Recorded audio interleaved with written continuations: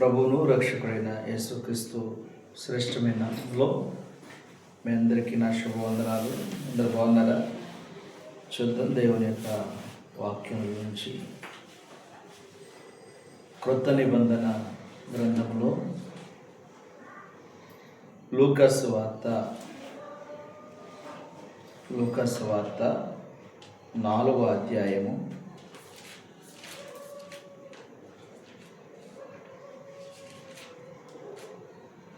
33వ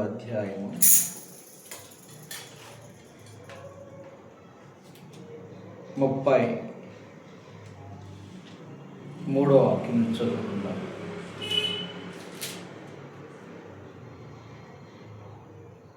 ఆ సమాజ మందిరంలో లూకాసు వార్త 4వ అధ్యాయము 33వ వాక్యం. ఆ సమాజ మందిరంలో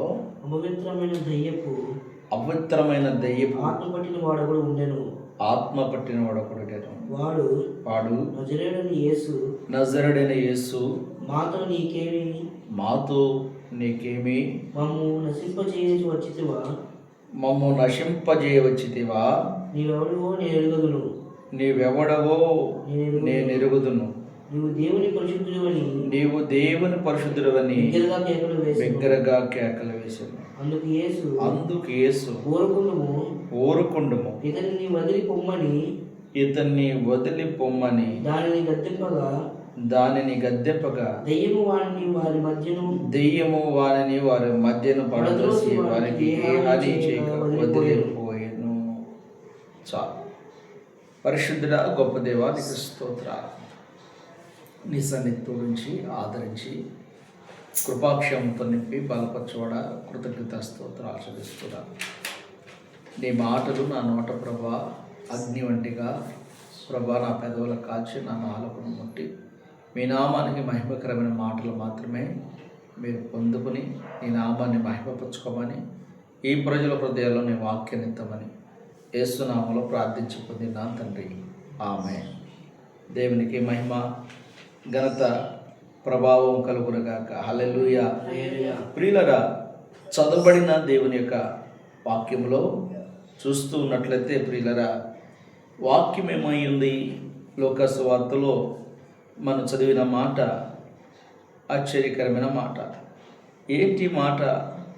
ఎలా ఉంది ఈ మాట అంటే ఏమని మాట్లాడుతున్నాడు? ఆ సమాజ మందిరంలో అపవిత్రాత్మ దెయ్యము పట్టిన వాడకుడు ఎక్కడున్నాడంట? సమాజ మందిరము, అందరూ గుంపు కూడి కూర్చునే చోట. ఎక్కడ? అందరూ గుంపు కూడి కూర్చునే చోట. సమాజ మందిరాన్ని ఎక్కువ జనులున్న ప్రదేశం ఏమంటారు? సమాజ మందిరము అంటూ ఉంటారు. ఈ సమాజ మందిరంలో ఎవరున్నారయ్యా అంటే వాక్యములు ఏముంది అని చూస్తే ఆ సమాజ మందిరంలో అపవిత్రాత్మైన దయ్యపు ఆత్మ పుట్టినవాడు ఒకడు ఉండేను. దేవుని పిల్లరా, యేసుక్రీస్తు ప్రభు పరిచర్యలో స్వస్థతలు ఉన్నాయి. దెయ్యాలను వెలగొట్టాడు, చనిపోయిన వారిని లేపాడు, గుడ్డివారికి చూపించాడు, మగవారికి మాటిచ్చాడు, చేటివారి చెవులిచ్చాడు, ఓచ చేతులు గల వారిని బాగు చేశాడు. అంతేకాదు, అనేక సంవత్సరాల నుంచి కొన్నిటి దగ్గరే స్థిరంగా ఉన్న వ్యక్తిని కూడా లేచి నీ పరుపు తీసుకోమని వెళ్ళమరగానే అతడు తన పరుపు తీసుకుని వెళ్ళిపోయినట్టుగా దేవుని వాక్యం చూస్తుంది.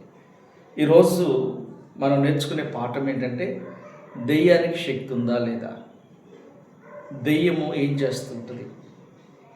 ఈ దెయ్యాలను ఎవరు వదిలిస్తారు? ఈ దెయ్యాలు ఎలా ఉంటాయి? ఈ దెయ్య పనులు ఎలా ఉంటాయి? కొన్ని విషయాలు నేర్చుకుందాం. దేవుని పిల్లరా, యేసు ప్రభు వారికి అధికారం ఇవ్వబడింది. ఎవరికి? యేసు ప్రభు వారికి అధికారం ఇవ్వబడింది. యేసు ప్రభు వారి అధికారం పొందిన తర్వాత ఆయన నిత్యము తండ్రి దగ్గర విచారణ చూస్తూ ప్రార్థన జీవితం కలిగి జీవిస్తూ ఉన్నాడు. ఒకనొక సందర్భంలో శిష్యులు కూడా దెయ్యం దగ్గరికి వెళ్తారు.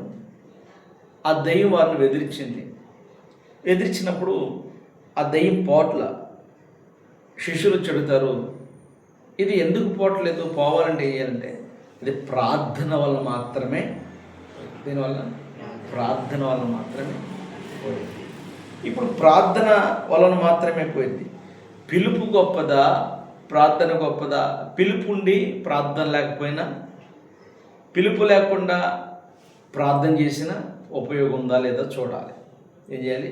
పిలుపు ఉండి ప్రార్థన లేకపోయినా, ప్రార్థన ఉండి పిలుపు లేకపోయినా మన పరిధి ఏంటి, మన స్థితి ఏంటి? ఈరోజు దేవుని వాక్యంలో మరి దేవుని యొక్క మహాకృపను బట్టి దేవుడు నిన్న కొన్ని ప్రాంతాల్లో వాడుకున్నాడు. దేవుని వాక్యం ఏమంటుంది, మనం ఎలా నేర్చుకుంటున్నాం, అసలు వాక్య సందేశం ఏంటి అని చూస్తుంటే యేసుక్రీస్తు ప్రభుని ఎవరు బ్రతిలాడుతున్నారు? ఇక్కడ ఎవరు బ్రతిలాడుతున్నారు? చూడండి, ఎవరు బ్రతిలాడుతున్నాడు? ఆ సమాజ మందిరం అపవిత్రమైన దయ్యపు ఆత్మ పట్టిన వాడు ఒకడు ఉండెను.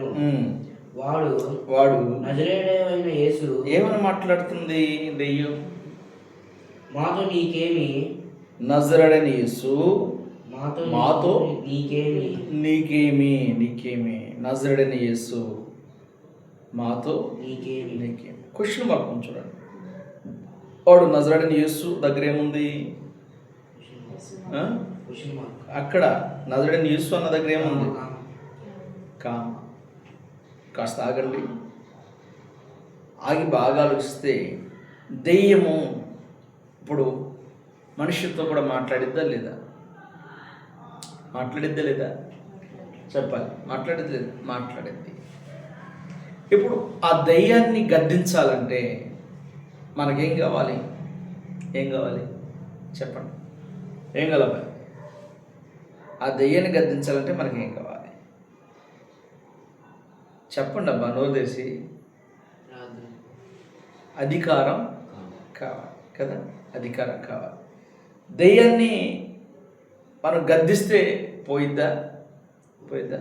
పొరపాటును కూడా పోదు. ఎందుకు పోదంటే అధికారం కావాలి. సరే, కొన్ని సందర్భాలు ఏం చేస్తాయంటే నిన్ను తన వైపు మలుచుకోవటానికి ఏం చేస్తాయంటే నిన్ను భ్రష్టు పట్టేదాకి నీ జీవితంలో నీకు తెలియకుండా శాపాన్ని మనం అనుభవించడం ఏం చేస్తుంటే మనకు లోబడినట్టుగా చేస్తూ ఉంటాయి. ఏం చేస్తాయి? మనకు లోబడినట్టుగా ప్రవర్తిస్తూ ఉంటాయి. మనం కూడా ఏమనుకుంటాం? నాకు దెయ్యములు. అందుకే సుప్రభారు అంటాడు, నీ పేరిట మేము దెయ్యములను వదిలించలేదా? నీ పేరిట మేము స్వస్థతలు చేయలేదా? మేము నీ పేరిట అద్భుతములు చేయలేదా? అంటే అప్పుడు ప్రభువారు అంటారు, మీరెవరో నేను ఎరగనే ఎరగను. ఏంటి, ఎందుకన్నాడు ఆ మాట యేసు ప్రభు? మన స్థితి, మన ప్రార్థన జీవితం మనం జాగ్రత్తగా పరిశీలన చేస్తే దేవుని పిల్లరా, మన స్థితిగతులు మనకు అర్థమవుతూ ఉంటాయి. కానీ ఏదో ఒక ఆశ అన్నమాట. ఇక్కడ యేసు ప్రభు వారికి ఉన్న అధికారం ఏంటి? ఆయన దెయ్యముల మీద అధికారం ఉంది, రోగుల మీద అధికారం ఉంది, స్వస్థతల మీద అధికారం, సమస్తం మీద ఆయనకు అధికారం. అయితే ఇక్కడ యేసు ముందు మాట్లాడుతుందా, దెయ్యం ముందు మాట్లాడుతుందా? చూడండి, ఎవరు ముందు మాట్లాడుతున్నారు? వాడు నజరేయుడైన యేసు. ఎవరు మాట్లాడుతున్నారు ముందు? దెయ్యమే మాట్లాడు. దెయ్యమే మాట్లాడటానికి దెయ్యంకి ఏం కలిగింది ఇక్కడ? చెప్పండి, ఏం కలిగింది? భయం పుట్టింది. ఏమైంది? భయం వేసింది. ఎందుకు భయం కలిగిందంటే ఆయనలో అగ్ని ఉంది, యేసుక్రీస్తులో శక్తి ఉంది. యేసుక్రీస్తు జీవితంలో ఆత్మ సంబంధమైన జీవితం, అది అభిషేకింపబడిన జీవితం, అది తండ్రి చేత ప్రతిదినము ప్రార్థనతో నింపబడిన జీవితం, దేవుని చేత అధికారం ఇవ్వబడిన అధికారం కలిగిన జీవితం. ఈ అధికారం ఎక్కడి నుంచి వస్తుందంటే ఏకాంత ప్రార్థన ద్వారా వస్తుంది. ప్రభు తనకు తాను ఎప్పుడు ప్రార్థనతో నింపుకుంటూ ఉండేవాడు శక్తిని. వ్యక్తిగతంగా మనం ఎంత ప్రార్థన చేసినా మనలో లోపాలు కనపడుతూనే ఉంటాయి. లోపాలు కనపడుతూనే ఉంటాయి. ఇప్పుడు లోపం లేని వారుగా బ్రతకాలి. లోపం లేని వారుగా బ్రతకాలంటే మనం ఏం చేయాలంటే దేవుని శక్తిని పొందుకునే ప్రార్థన చేయాలి. దేవుని యొక్క శక్తి పొందుకున్న యేసుక్రీస్తు ప్రభువారి మీద యేసుక్రీస్తు ప్రభువారు ఆయన మాట్లాడకముందే ఎవరు మాట్లాడుతున్నారు? అపవాది మాట్లాడుతున్నారు. వాడు నజరేయుడైన యేసు, మాతో నీకేమి? ఇక్కడ క్వశ్చన్ మార్క్. ఒక దురాత్మ అడుగుతుంది, మాతో నీకేమి? ఇప్పుడు సడన్గా మన సిస్టర్ లూదియా గారు ఉన్నారు, ప్రార్థన చేస్తూ ఉన్నారు. ఒక దెయ్యం వచ్చింది, అప్పుడు ఏం చేస్తారు? నా ప్రశ్న.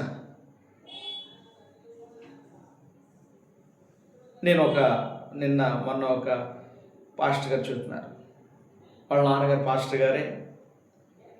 సరే, మేబీ వాళ్ళు పిల్ల హాస్టల్లో ఉంటుంది, మంచి దైవభక్తి ఉంది.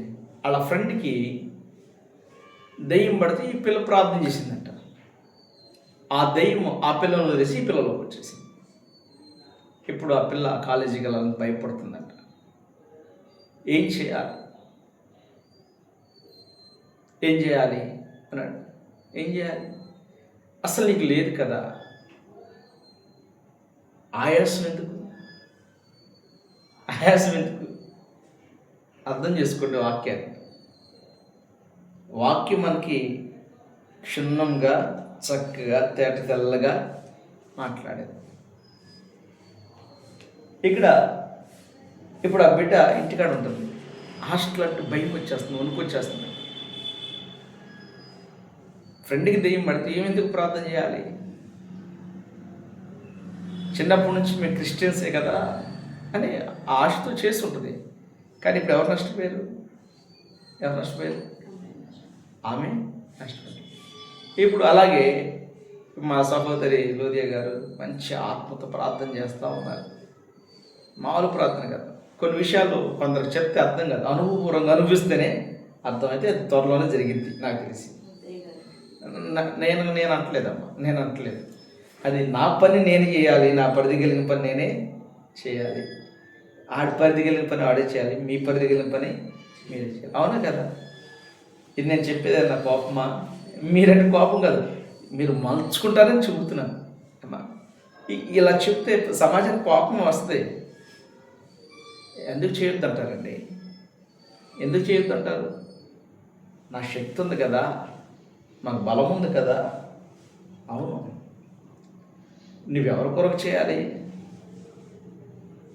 ఊర్లో నలుగురు కోసం చేయటం కాదు, అసలు నీ ఇంట్లో ఉన్న వ్యక్తులు మారేలా,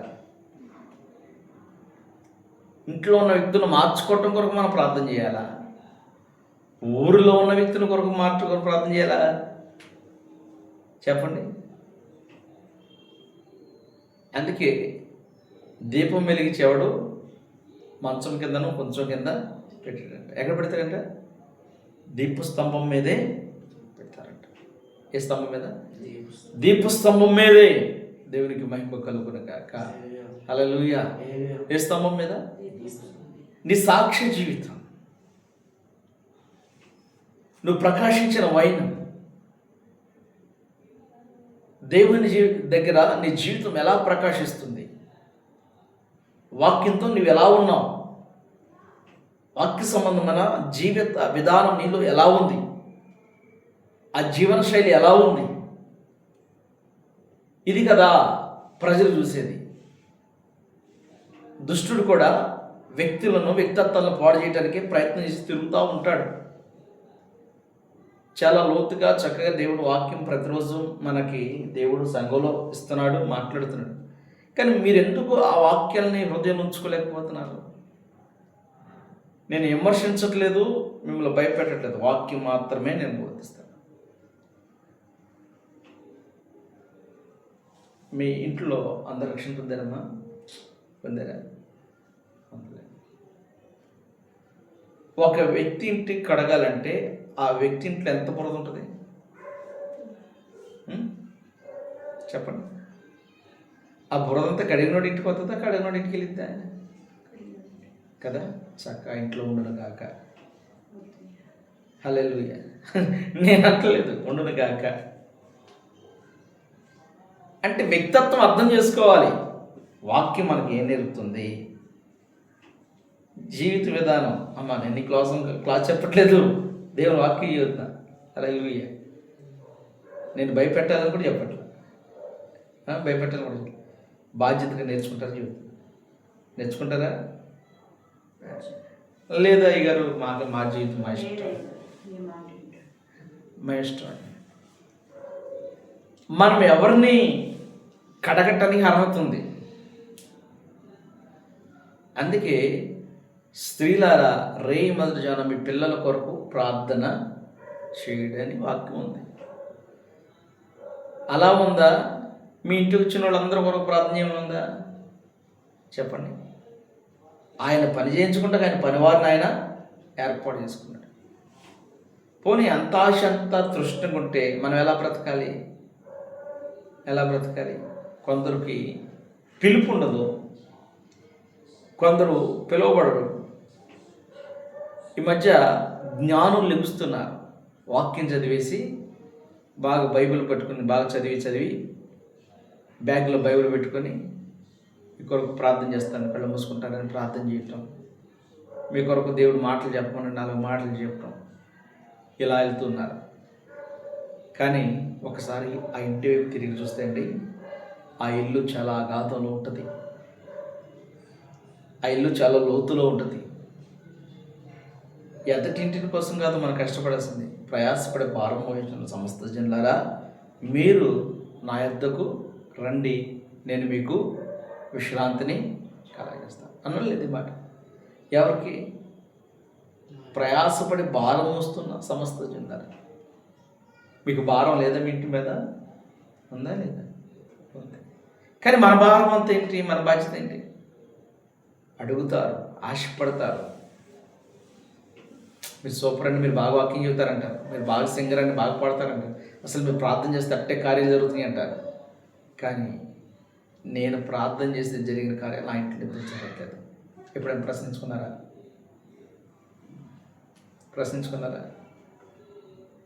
ప్రయత్నం చేయండి. లేదయ్యా నేను కూడా పరిచయం చేస్తానంటే చెప్పండి, చక్కగా పరిచర్యకి స్తోత్రం కలుగుగాక. పర్లేదమ్మా, ఏం కాదు, బురదే కాదు. హల్లెలూయా. అసలు అమ్మని నాకు ఆశ్చర్యం వేసింది, ఆ ప్రార్థన అంటే ఆశ్చర్యం వేసింది అన్నమాట. ఇంత ఆశ ఉందా? వెరీ గుడ్, మంచిది. అంత ఆశను ప్రభు తీరుస్తాడు. ఎప్పుడంటే ఆయన చెప్పింది మనం ఇది చేసినప్పుడు. ఎప్పుడు? యేసయ్య మనతో చెప్పింది మనం చేసినప్పుడు. ఇక్కడ చూడండి ఎంత చక్కగా మాట్లాడుతున్నాడు. వాడు నజరుడైన యేసు మాతో నీకేమి, మమ్మును నశింపజేయవచ్చితివా? Question mark ఏమడుగుతుంది?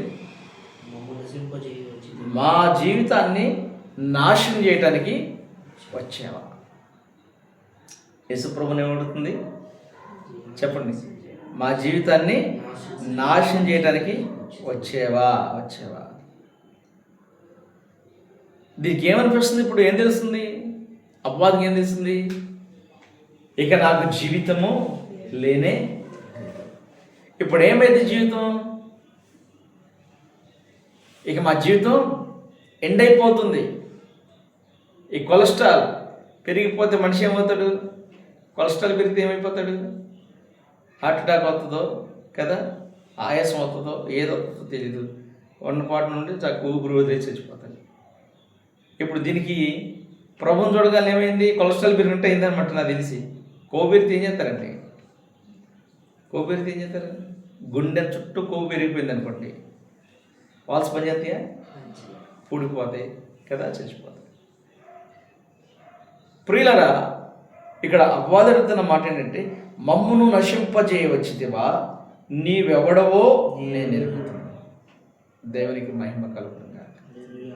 సాతాను సాక్ష్యం ఇస్తుంది యేసుక్రీస్తుని గురించి. నీవెవడవో నేను ఎరుగుతున్నాను. చేత్తా ఉండగా ఒక్కసారి 2-3 శక్తులు పెట్టుకోతే ఏం చేస్తాం? ఏం చేస్తారు చెప్పండి? మరి అమ్మాయిలా చూడొద్దులే, ఏం చేస్తారు? ఎందుకు తెలియదండి, ఎన్నిసార్లు చెప్పి ఉంటాను. చెప్పారు కానీ ఇప్పుడు భయపెడుతున్నాను, ఇప్పుడు భయం కలుగుతుంది. భయపెడుతున్నాను. భయం కలుగుతుంది.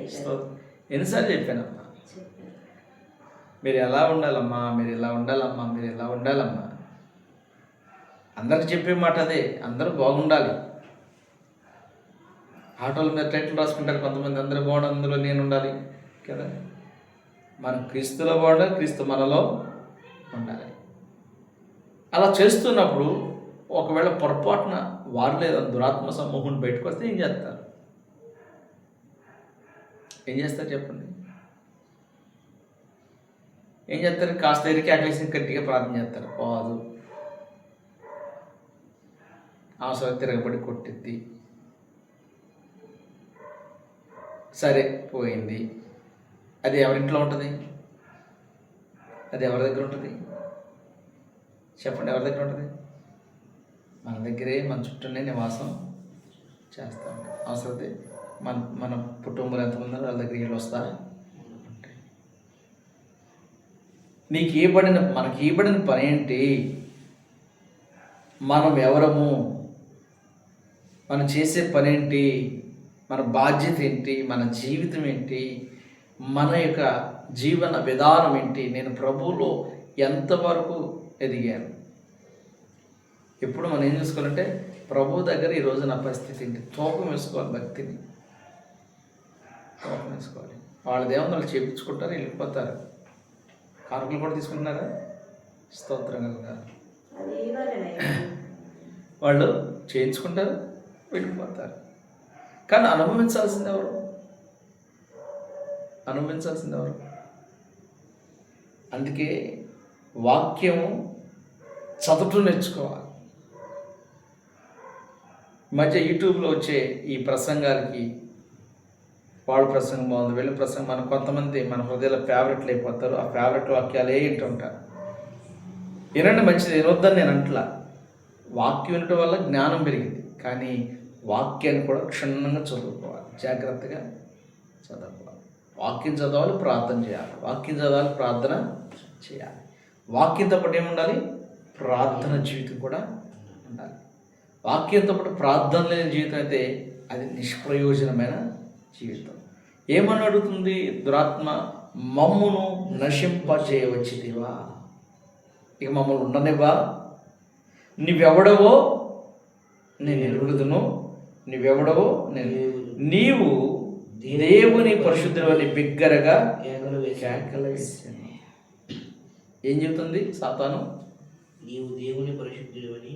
ఏం చెబుతుంది చూడండి, చదువుకోండి. ఏం చెబుతుంది?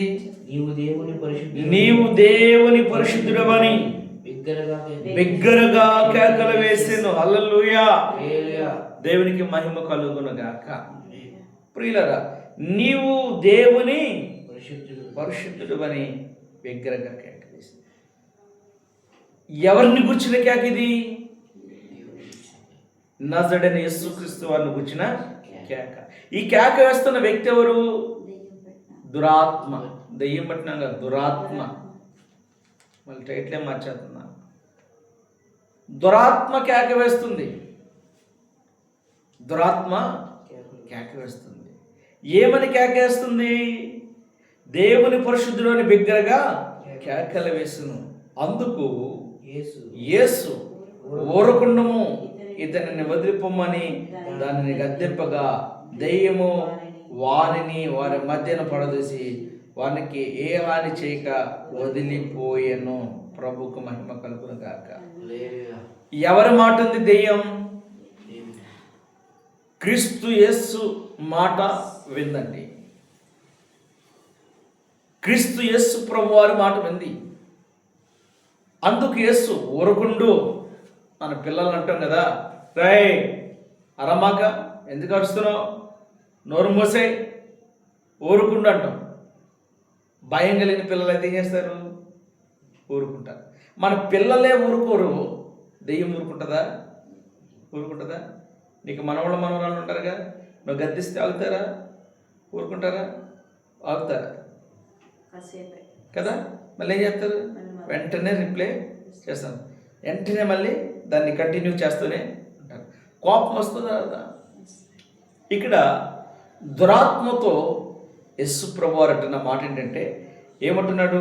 ఓరుకుండము వాని గద్దెంపక దెయ్యము వాని మధ్యను పడదూసి వానికి ఏ హాని చేయక వదిలిపోయెను. హల్లెలూయా.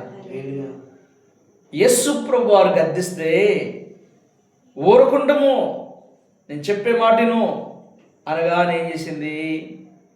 అది వెంటనే వారిని వారి మధ్యం పడదోసి వానికి ఏ హాని చేయక ఊరకుండమని ఏం చెప్పాడు ప్రభు? ఇతన్ని వదిలిపో. ఏం చెబుతున్నాడు?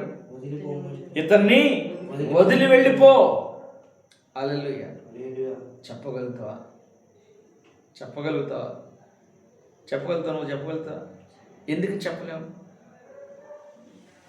ఆ సమయంలో భయం వస్తుంది, సంక్షోభంలోకి వెళ్ళిపోతా. ఏంటి ఇప్పుడు పరిస్థితి? ఏంటి పరిస్థితి? ఇలాగే మన విశ్వాసులు ఇస్సాక్ గారని నా ఆత్మీయ కుమారుడు ఉండేవాడు. ఒకరోజు వాళ్ళ నాన్నగారికి దురాత్మ ఆవరిస్తే ఆ బిడ్డకు ప్రార్థనలు తెలియక మా అయ్యగారి నామంలో వెళ్ళిపో. ఏ నామంలో? అతనికి ఎలా చేయాలి తెలియక చేస్తే ఆ దెయ్యం వదిలిపోయిందంట. వదిలిపోయిన తర్వాత కొద్దిగా మనడు కలవరపడుతున్న గలిపిలో అప్పుడు వచ్చాను. ఏంటయ్యా ఏమైనా చేసి మందిరం తీసుకురావాలి కదా అంటే తీసుకొచ్చే టైం లేదు అయ్యగారు, అందుకే నేనే మోకాళ్ళు వేసి చేసిన తర్వాత మన్నోడికి ఏం జరిగింది తెలుసా? ఒక నష్టం జరిగింది. ఏం జరిగింది తెలుసా? తనకు ఒక కుమార్తె పుట్టింది, రోజుల పిల్ల చనిపోయింది. దురాత్మలు నష్టపోతే ఏం మేలు చేస్తాయా? నష్టపరుస్తాయి. వాటికి కోపం ఎక్కువ. మన దగ్గర శక్తి లేని పని మనం ఎప్పుడు చేయకూడదు. మనకు కాని పని, మనది కాని పని మనం ఎప్పుడు చేయకూడదు. దేవుని పిల్లరా, ఇక్కడ యేసు ప్రభువు వారు చెప్తున్నప్పుడు దెయ్యము వారిని వదిలిపోయిన పడదోసి వానికి ఏ హాని చేయక వదిలిపోయాను. ఏం చేసింది? వదిలిపోయిందా లేదా? వదిలిపోయింది. అయితే వదిలిపోయిన తర్వాత ప్రజలందరికీ ఆశ్చర్యమే. 2-3 కార్యాలు జరిగిన తర్వాత మన మధ్యలో కూడా మనకి కొద్దిగా బలం వస్తుంది. ఏమొస్తుందంటే ఆటోమేటిక్గా కొద్దిగా మన బుద్ధిలో బలం వస్తుంది. నేను ప్రార్థన చేసుకోవాలి. నేను ప్రార్థన చేస్తే అది జరిగింది. మరి మేము ప్రార్థన చేస్తాం, మాకు జరుగుతున్నాయి, కానీ మాకు రావట్లే. గర్వం రాకూడదు, అధికారం లేని ప్రార్థన చేయకూడదు. దేవుని పిల్లరా, వాక్యం నేర్చుకోవాలి. మత్తయి 8వ అధ్యాయం 29వ వాక్యం, 8వ అధ్యాయము 29వ వాక్యం. వారు ఇదిగో దేవుని కుమారుడా, నీతో మాకేమి కాలము రాకమునిపే మమ్మను బాధించుటకు ఇక్కడ వచ్చితివా అని కేకలు వేసిరి. హల్లెలూయా. కేకలు వేసి ఏమని అడుగుతుంది? ఆ దెయ్యములు నీవు మమ్మను వెళ్ళగొట్టిన ఎడల ఆ పందుల మందలకు పొమ్మిమ్మని ఆయనను వేడుకొని ఆయన వాటిని పొమ్మనగా అవి ఆ మనుషులను వదిలిపెట్టి ఆ పందుల్లోనికి పోయెను. ఇదిగో ఆ మందంతయు ప్రపాతము నుండి సముద్రంలోనికి వడిగా పరిగెత్తుకుని పోయి నీళ్ళల్లో పడి చచ్చింది. ఇప్పుడు దురాత్మలు మేలు చేసినాయా, కీడు చేసినాయి అండి? నష్టపరిచినాయా, మేలు చేసినాయా? వ్యక్తిని విడిచిపోయేటప్పుడు అవి ఏం చేసినాయి? అవి ఏ ప్రదేశాన్ని కోరుకున్నాయి? ఏ ప్రాంతాన్ని కోరుకున్నాయి? చెప్పండి. పందుల గుంపును కోరుకున్నాయి. ఇప్పుడు ఆ పందుల కాపరికి పంది వ్యవసాయమా కాదా, పంట కాదా, వ్యాపారమా కాదా? కానీ ఆ పందులు ఏం చేసినాయి? ఊపిరాడక చచ్చిపోయాయి. ఎందుకు చచ్చిపోయినాయి అంటే ఈ దురాత్మలన్నీ ఆ పందులోనికి వెళ్ళినాయి. ప్రియులరా, మన ప్రార్థన చేస్తున్నప్పుడు, మనం అధికారంగా ఆజ్ఞాపించినప్పుడు అవి కొన్ని కోరుకుంటాయి. కొన్ని ప్రాంతాలను, కొంతమంది వ్యక్తులను, కొన్ని ప్రదేశాలను కోరుకుంటాయి. అలా ప్రార్థన చేస్తున్నప్పుడు నీ ఇంట్లో నీ బిడ్డలు కోరుకుంటే చెప్పండి, లేదా నీకున్న కొన్ని కొన్ని వాటిని కోరుకుంటే, నిన్నే కోరుకుంటే ఏమైపోతుంది? వాక్యం కోరుకునే లేదా ప్రాంతాన్ని? ఏ ప్రాంతాన్ని కోరుకున్నాయి? ఇప్పుడు పందులు బతికి చచ్చిపోయినాయి. నష్టమా మీద? ఎవరికి నష్టం? పందులు కాసే పందుల యజమానికి నష్టం. అందుకే యేసు ప్రభు అని ఆ పందులు కాపలను నీకు నుంచి అర్జెంటుగా వెళ్ళిపో, మాకు నష్టం జరిగింది. ప్రార్థన చేత ఒక వ్యక్తిని మనం బాగు చేయాలని ఆశపడుతూ ఉంటాం, కానీ మన నష్టాన్ని మనం గుర్తించలేము. వాళ్ళ బాగు అని మనం ప్రార్థన చేస్తూ మరి మన నష్టం. అందుకే యోచన ఉండాలి, వివేచన ఉండాలి, వాక్య సంబంధమైన జ్ఞానం ఉండాలి. దీని అంతటికి కారణం అందుకే దేవుడు సేవకులను ఏర్పాటు చేసుకున్నాడు, కాపరులను ఏర్పాటు చేసుకున్నాడు. తన పని కొరకు దేవుడు తన పిల్లలను ఏర్పాటు చేసుకున్నాడు. నిన్ను ఎందుకు ఏర్పాటు చేసుకున్నాడంటే ఆ జీవితం నుంచి నిన్ను విడిపించి, లోక సంబంధమైన జీవితం నుంచి విడిపించి, కడిగి పరిశుద్ధపరిచి పరివర్తన కలిగిన బ్రతకమని ఏర్పాటు చేసుకున్నాడు. ఇది కదా జీవితం, అవునా? లేదా ఇంకో జీవితం ఉందా? చెప్పండి, ఏ జీవితం ఉంది? పరివర్తన కలిగి బ్రతికే జీవితం. పరివర్తన అంటే ఎల్లప్పుడూ పరిశుద్ధత, ఆత్మ సంబంధమైన జీవితం, ఆత్మలో నింపబడుట. హల్లెలూయా. కొందరికి ప్రవచనాలు రాకపోయినా అబద్ధ ప్రవచనాలు చెప్పడానికి ఇచ్చారు. అబద్ధ ప్రవచనాల వల్ల ఎవరు నష్టపోతారు? చెప్పించుకున్నవాడు నష్టపోతాడు, చెప్పినవాడు కూడా నష్టపోతారు. దేవుని సన్నిధిలో ఎలా ఉన్నారు మనం? మార్కు సువార్త 1:24.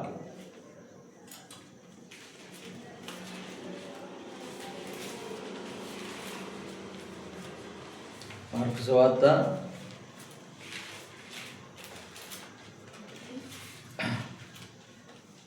1:24.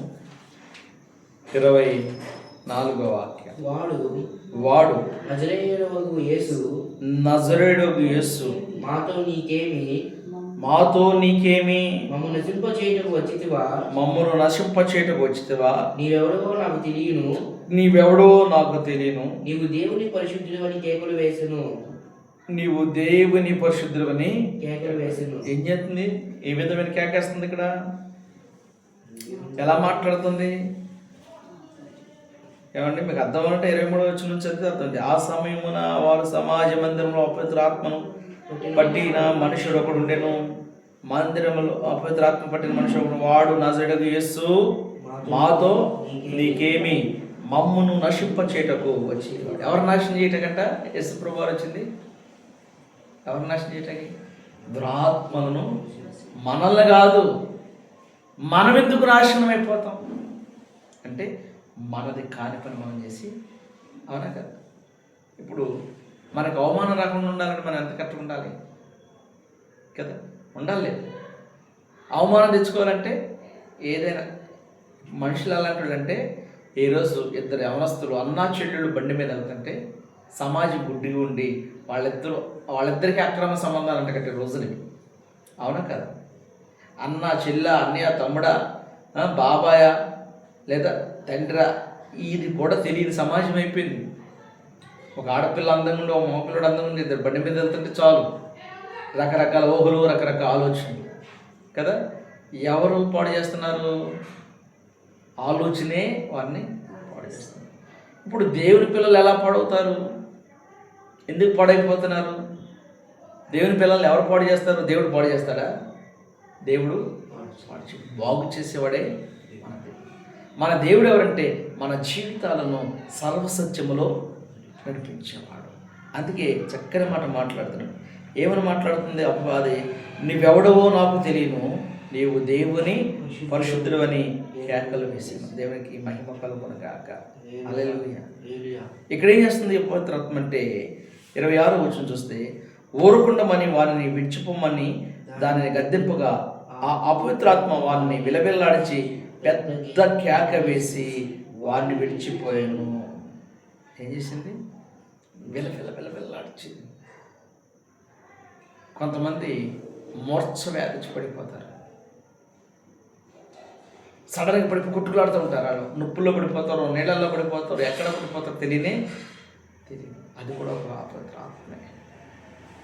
డాక్టర్స్ ఏమంటారంటే నరాల బలహీనత, అందుకే అమ్మచ్చు.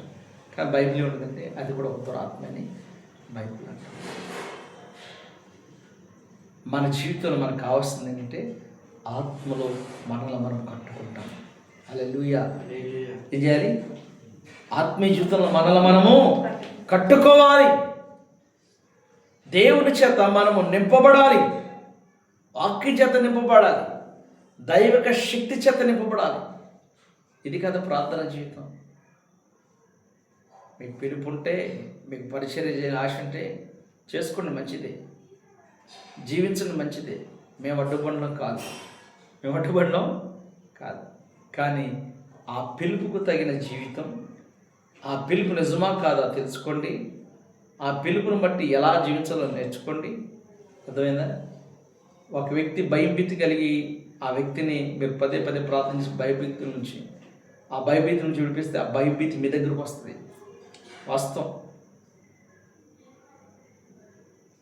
దేవుని పిల్లరా, భయభీతి అనేది ఎలా ఉంటుందంటే నిద్రపోనేవుతాం,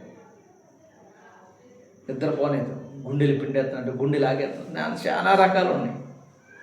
అయితే నేను చెప్పే మాట ఏంటంటే మేము భయపెడతాక చెప్పట్లేదు, కానీ మన భయమంతా దేవుని వాక్యాన్ని బట్టి భయం ఉండాలి. మన జీవిత విధానమంతా దేవుని మాటను బట్టి భయపడి జీవించాలి. చివరికి ఒక మాట, యాకోబు రాసిన పత్రిక 2వ అధ్యాయం క్రొత్త నిబంధన గ్రంథం నుంచి 2వ అధ్యాయం పేజీ నెంబరు 211, 2వ అధ్యాయం 19వ వాక్యం. దేవుడు ఒక్కడే అని నీవు నమ్ముచున్నావా? అలాగ నమ్ముట మంచిదే. దెయ్యములు నమ్మి వణుకుచున్నవి. హల్లెలూయా. స్తోత్రం కలుగునుగాక. చదువుతారా ఒకసారి? దేవుడు ఒక్కడని నీవు నమ్ముచున్నావు, అలాగూ నమ్ముట మంచిది. చదవండి అయ్యా. 2వ అధ్యాయం 19వ వాక్యం. అలా నమ్ముట మంచిదే. దేవుడు ఒక్కడే అని నీవు నమ్ముచున్నావు, దేవుడు ఒక్కడని నీవు నమ్ముచున్నావు, అలాగ నమ్ముట మంచిదే. దయ్యములను నమ్మి వణుకుచున్నవి. ఎవరిని నమ్మి వణుకుచున్నాయి? యేసు క్రీస్తు ప్రభువుని నమ్మి వణుకుచున్నాయి. అయ్యి వణుకుతున్నాయి కదా, మనం వణకట్ల. వణుకుతున్నామా? చెప్పండి. ఒక దైవజనుడిగా, సేవకుడిగా, దేవుడు ఒక ఆత్మీయ బిడ్డగా నా దగ్గర నడిపించిన తర్వాత ఎన్ని విషయాలు చెప్పుకుంటాను. ఒకటన గుర్తులేదంటారా?